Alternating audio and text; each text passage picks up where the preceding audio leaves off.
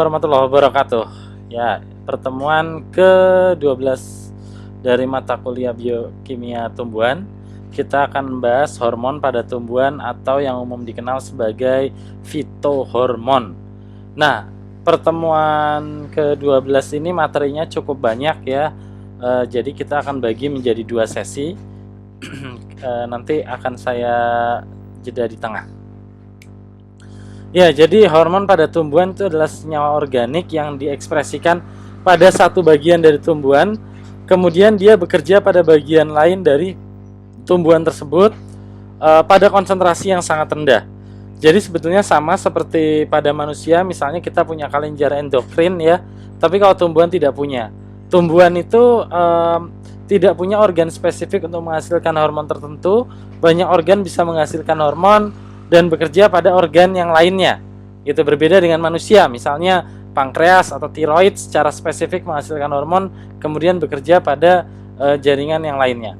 Namun kesamaannya adalah hormon-hormon ini dikirim dari satu sel ke sel yang lain sebagai media komunikasi antar sel pada konsentrasi yang sangat rendah, tapi menghasilkan respon fisiologis yang cascade atau berlipat ganda responnya menjadi respon yang besar dari tumbuhan tersebut.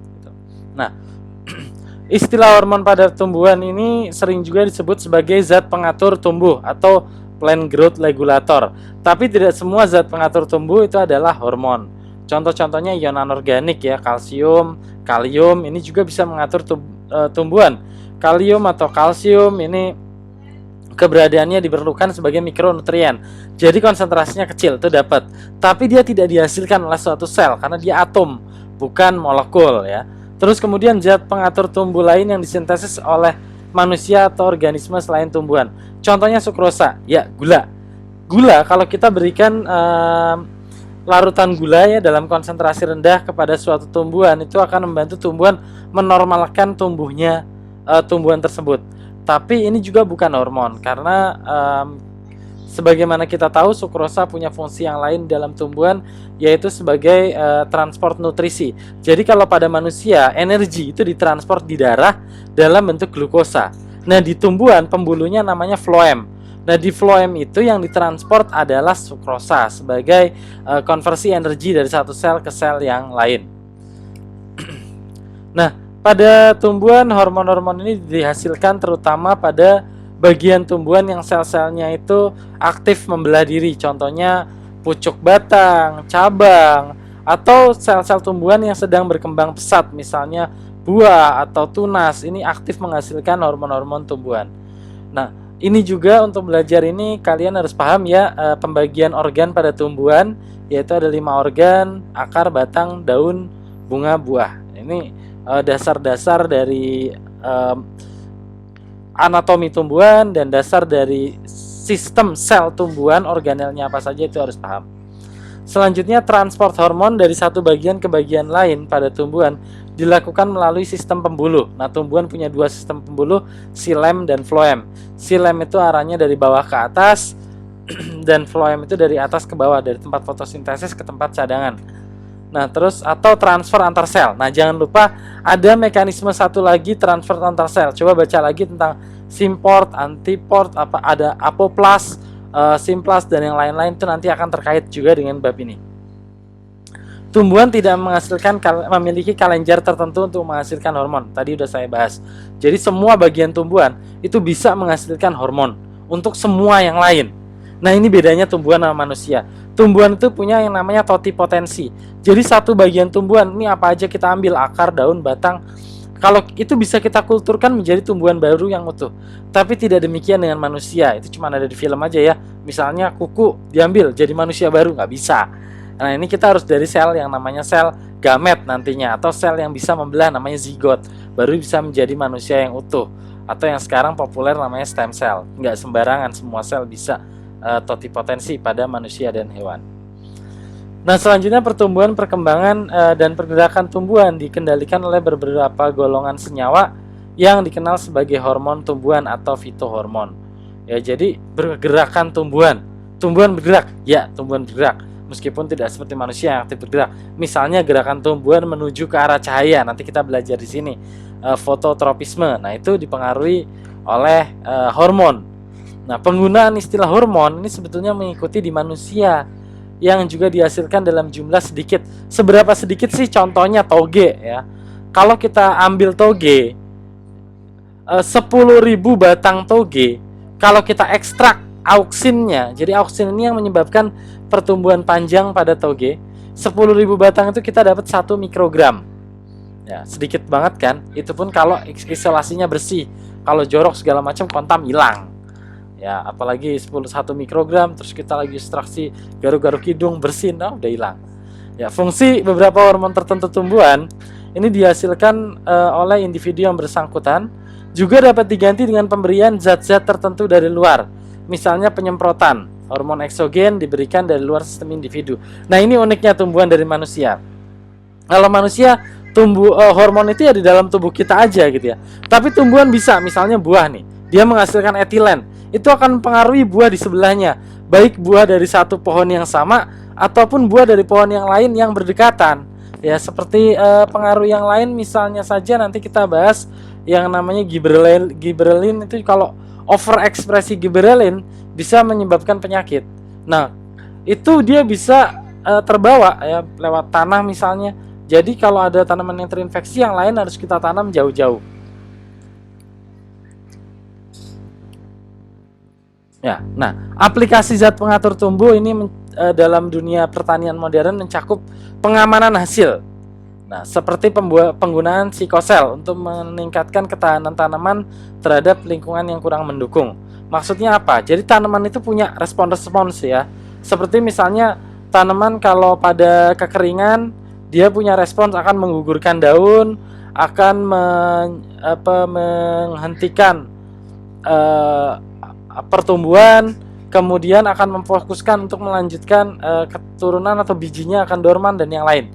Nah, ini bisa kita tanggulangi misalnya dengan sikosel. Kita mau tumbuhannya tetap fotosintesis gitu kan, meskipun dalam suasana ekstrim. Nah, ini kita kasih hormon-hormon, memperbesar ukuran dan meningkatkan kualitas produk. Nah, misalnya, jadi setelah alami, tumbuhan itu menghasilkan biji untuk melangsungkan keturunannya. Nah, biji diselimuti oleh buah. Buah ini akan mengundang hewan misalnya yang nanti akan membantu menyebarkan tumbuhan tersebut sehingga membantu regenerasi tumbuhan.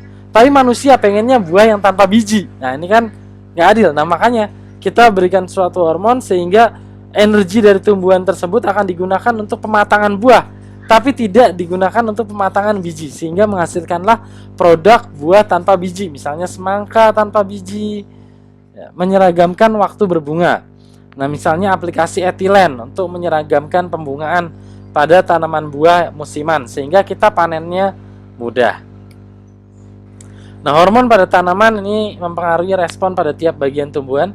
Respon itu bergantung pada spesies dari tumbuhan tersebut, bagian dari tumbuhan tersebut, fase perkembangan, konsentrasi hormon, interaksi antar hormon, dan berbagai lingkungan lain. Contohnya nanti yang paling populer itu adalah auksin ya. Auksin itu satu hormon. Tapi kalau hormon itu kita semprot pada ujung batang sama kita semprot pada ujung akar, responnya akan beda. Jadi kalau pada ujung akar, ujung batang misalnya kita semprot, responnya dia akan mencari cahaya, namanya fototropisme. Tapi kalau pada akar, nanti dia akan mengikuti gravitasi. Ya, jadi punya dua respons yang berbeda. Nah, ini sebetulnya menginduksi penelitian-penelitian modern yang menarik. Misalnya bagaimana respon auksin di lingkungan nol gravitasi. Apakah kemudian manusia bisa menumbuhkan tanaman di bulan, di Mars, dan yang lain? Karena ini ternyata gravitasi mempengaruhi hormon dari tumbuhan juga. Nah, jadi kelas hormon dari tumbuhan ini ada 5 ya. Hormonnya ada auksin, gibberellin, sitokinin, etilen, dan asam asisat. Nah, pahami bahwa misalnya auksin itu bukan memang auksin ini nama suatu senyawa ya, tapi semua senyawa yang punya efek sama dengan auksin nanti dia masuk ke dalam golongan atau turunan derivat daripada auksin. Itu uniknya dari hormon pada tumbuhan, beda sama manusia. Kalau yang namanya insulin ya insulin, molekulnya itu harus itu, berubah sedikit cacat dia nggak bisa. Karena hormon pada manusia itu banyak yang merupakan struktur kompleks. Kayak insulin itu dia asam amino yang bersusun menjadi 50 polipeptida. Tapi di sini auksin itu cuma satu single molekul. Ya, jadi molekul tunggal, makanya lebih sederhana strukturnya. Oke, nah ini contoh dari efek daripada auxin. Nah, auxin ini mengontrol banyak hormon-hormon dari tumbuhan ya, misalnya saja yang di ujung-ujung ini auxin nih. Terus kemudian di akar nih ada auxin juga. Kemudian perkembangan pertumbuhan sekunder ini di sini ada auxin dan etilen. Terus perkembangan daripada pembelahan sel itu sitokinin dan giberelin. Kemudian penutupan stomata dikendalikan oleh asam absisat. Pematangan buah itu dikendalikan oleh etilen, tapi nanti pendewasaan buahnya itu dikendalikan oleh sitokinin. Nah, jadi itu macam-macam. Nah, yang pertama kita akan bahas auxin. Jadi sesi 1 kita akan bahas auxin sama sitokinin. Auxin berasal dari bahasa Yunani artinya meningkatkan. Karena dia punya aktivitas meningkatkan panjang dari tumbuhan dan akarnya. Nah, sekarang kita menduga bahwa auxin ini diterima disintesis dari asam amino triptofan. Nah, auxin ini adalah hormon tumbuhan yang pertama kali ditemukan. Ya, dia ditransportasikan dari tempat dibuat dan memberikan aksi di tempat lainnya.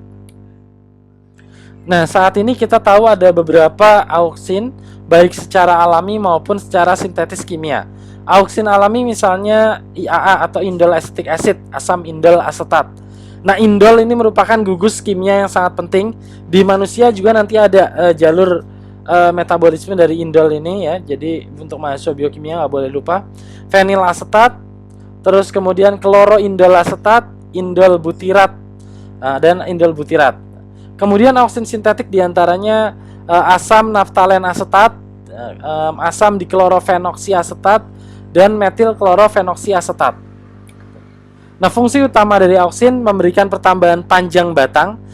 Cara tambahnya ingat ya, ini agak beda nanti dengan ada hormon lain giberelin yang akan kita bahas. Kalau auxin ini menambah panjangnya tuh di ujung. Jadi dia menambah panjang di ujung ditarik. Terus kemudian pertumbuhan, diferensiasi dan percabangan akar. Jadi akarnya ke bawah juga tambah panjang. Perkembangan buah, jadi pendewasaan buah ya dari mulai tidak ada, kemudian dari buah muda matang terus sampai tua itu auxin.